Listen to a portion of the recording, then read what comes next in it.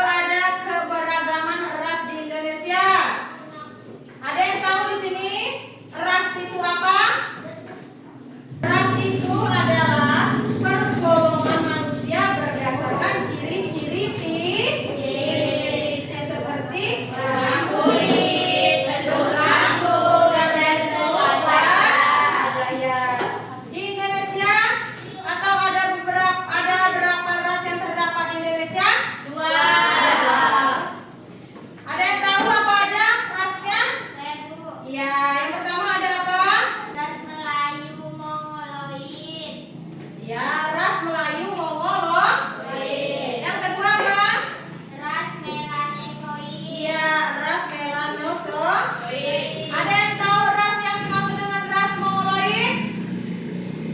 Ras Mongoloid yaitu ras Mongoloid merupakan kelompok ras yang banyak mendiami wilayah Indonesia bagian barat dan tengah. Ciri-ciri ras Mongoloid itu seperti apa aja? Yang pertama, warna kulitnya kuning langsat hingga sawo matang. Ya. Yang kedua, rambut lurus atau sedikit bergelombang.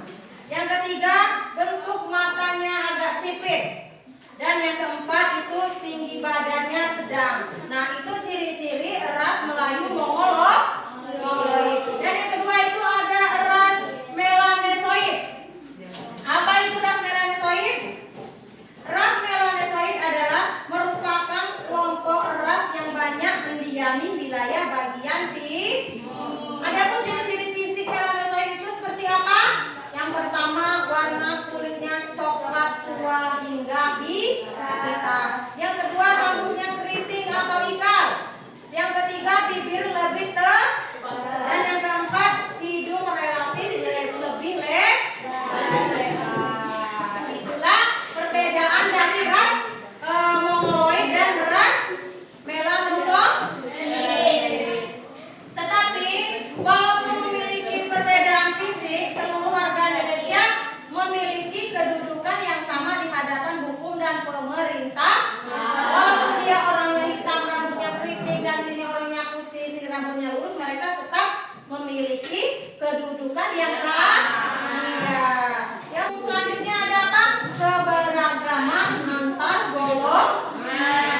Antar golongan adalah perbedaan kelompok dalam masyarakat yang dapat dilihat dari pekerjaan. Apa perbedaan kelompok dalam masyarakat yang dapat dilihat dari pekerjaan, pendidikan, atau profesi itu disebut ras antar golongan. Contohnya petani dan nelayan itu termasuk ras antar golongan tidak? Ya. Kalau profesi itu termasuk ras atau golongan. Setiap golongan itu memiliki peran yang penting dalam kehidupan masyarakat sehingga harus saling menghormati dan saling menghargai. Contohnya antara petani dan dokter. Walaupun dia satunya profesinya sebagai petani dan yang satunya sebagai dokter, tetapi mereka harus tetap saling menghormati. Dan yaitu makna Bhinneka Tunggal Ika. Bhinneka Tunggal Ika itu merupakan semboyan dari bangsa Indonesia yang berasal dari kitab Sutasoma karya siapa? Iya, karya kitab Sutasoma karya Empu Tantula. Masih ingat kan? Itu berarti apa? Iya, walaupun berbeda-beda tetapi tetap satu jua. Walaupun banyak perbedaan dari agama, antar golongan, suku, bahasa, tetap sebagai bangsa Indonesia kita harus tetap menghargai dan menghormati perbedaan yang ada, tetap menjaga persatuan dan kesatuan bangsa dan tetap mengutamakan kepentingan bangsa dan negara. Apa arti dari Bhinneka Tunggal Ika tadi? Berbeda-beda tetap saja bersama. Iya, berbeda-beda tetap satu jua. Nah, selanjutnya itu ada sikap menghargai keberagaman dalam kehidupan sehari-hari. Ya, keberagaman harus disikapi dengan sikap positif agar terciptanya kehidupan yang harmonis. Kalau kita tanggapi dengan negatif, hasilnya tidak akan harmonis. Nah, contoh dari sikap menghargai keberagaman itu seperti apa? Yang pertama itu ayo seperti apa? Menghormati teman yang berbeda agama. Iya, yang pertama itu menghormati teman yang berbeda